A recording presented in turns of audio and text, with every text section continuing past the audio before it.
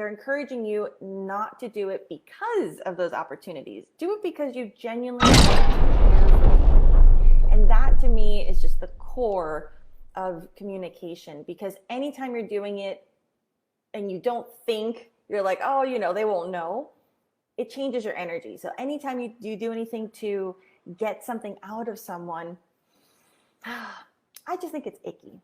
So I really love that this is encouraging you. Like, this is really helping you to be a connector, to help you make connections. And then when you need to, you can use those strategies to make connections for a purpose as well. Become genuinely interested in other people. And I would love for you to be inspired. Sector of fire confirmed, 47. Operation is live. We're talking about using these communication strategies for you in a different language. And that's just like another level. And what I mean by that is, what I think this book doesn't take into consideration that I want to help you with, kind of bridge the gap between speaking English and communicating with English, is get out of your head.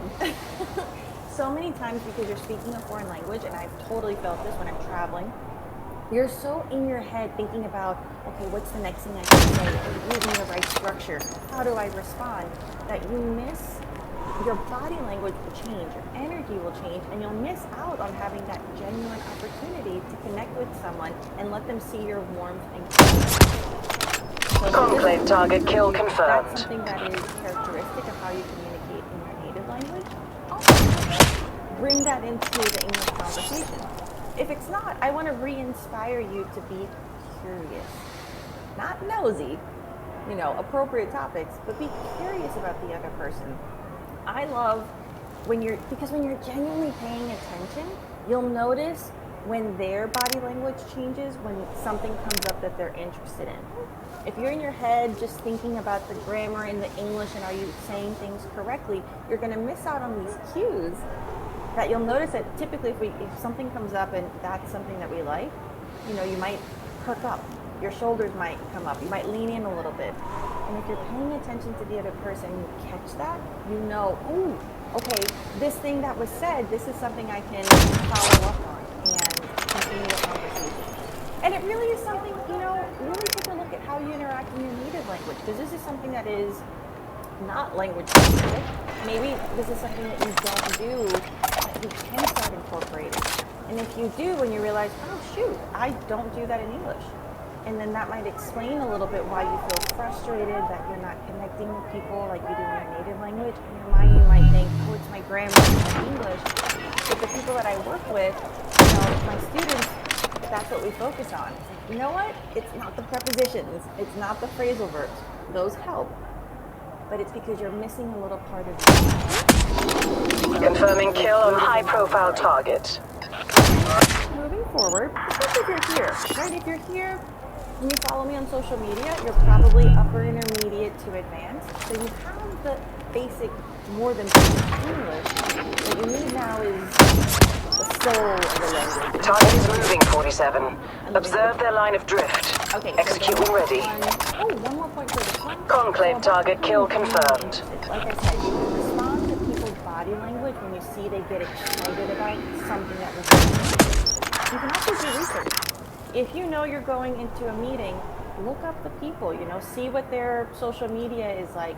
I find that this helps you skip the superficial small talk that a lot of people criticize, like it's superficial, it's not genuine.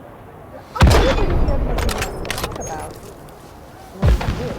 But it's really cool, for example, when I meet a student for the first time, they say, I'm working. Confirming kill on high-profile target. And they mention something like, oh, I saw that you were in Budapest last year. I went there with my family. One less Viper in the nest, 47. Target removed. Straight into personal experiences.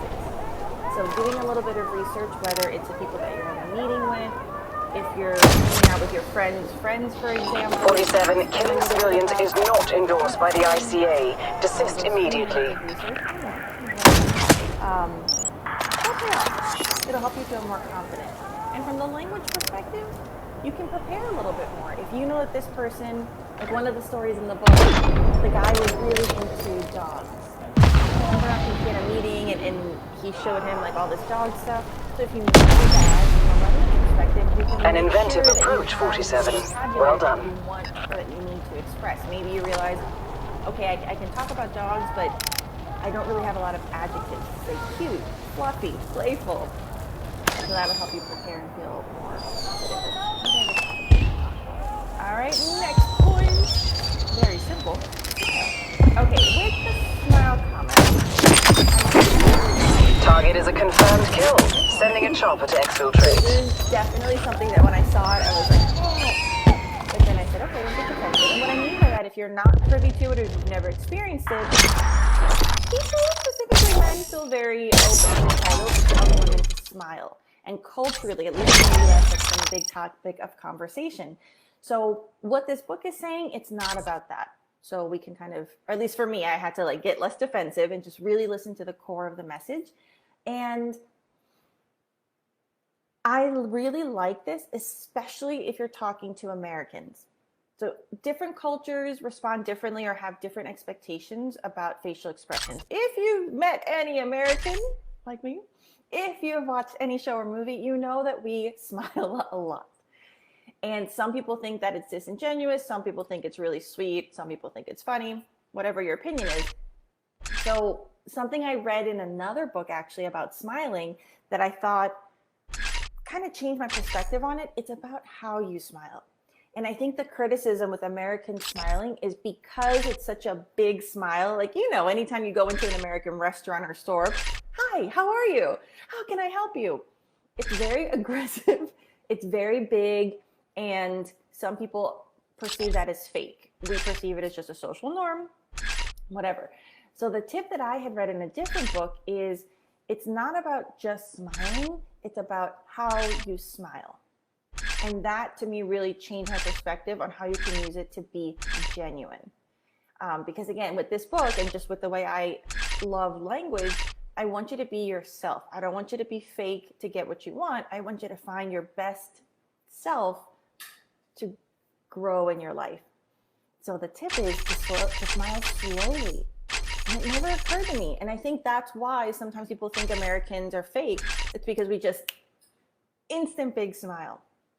So for this kind of genuine interaction, instead of a big smile, I think it's really different because it shows that the person earned the smile or that it was genuine. So instead of just, oh, great, that sounds amazing. It's more of a, you listen like, wow, that's really interesting. That slow growth of the smile in conjunction with really listening to what the person's saying, I think can be a very wonderful addition to your interaction. And from a language perspective, there's no language. There's no preposition to worry about, no grammatical structure. So these are things that people will remember how you make them feel. And this is one of those things that you can use.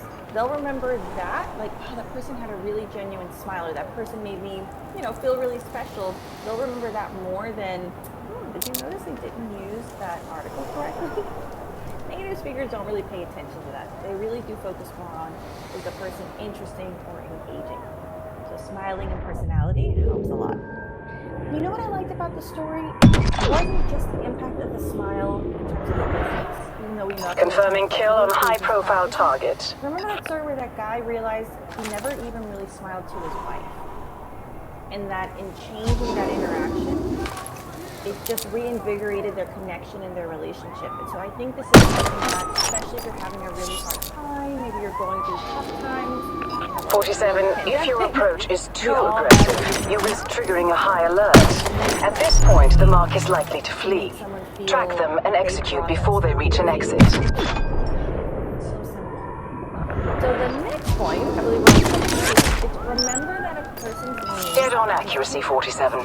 The sweetest and most important sound in any language. I have so many thoughts about this. So, admittedly, I am more visual, so I'll remember someone's face. I'll remember the person, I'll remember details about them. Conclave target kill confirmed. Remembering the names of people that I meet. And it's so easy to say that, right? Like, oh, I'm not good with names.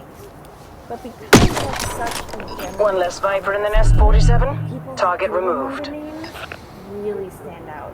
So the people that do remember names stand out And in this age of technology where we text, we message, lots of interactions are in writing, people will remember it just. So for example, Objectives this means a lot completed. to me Execute because the my mark name at your has 2 discretion. N's. So it's T-A-N-N-I-A. And whenever I get a written message, if they spell One my less Viper in the nest, 47. Target removed. type my name, but it's misspelled. Like, Confirming kill on I appreciate high-profile that you tried to target. use my name. You probably heard me say it. But when you're online, right, it takes 2 seconds to just quickly go check the person's profile or look them up on LinkedIn or find something where it's Textbook H1tman. Rendezvous at the agreed waypoint. Because when I see that someone took the time to spell my name correctly with 2 N's, it really makes an impact. So when you see that, and it doesn't mean you think less of the person who doesn't, but you definitely think more of the person who does.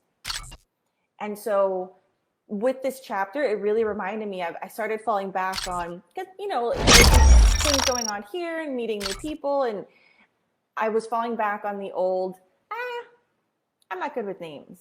And then hearing these or reading these stories in the book of, okay, even Napoleon, he would like ask for repetition. He would write it down to help him visualize it. And I thought, these people who have presidents, of the US, they have so many people in their lives, both important and less important.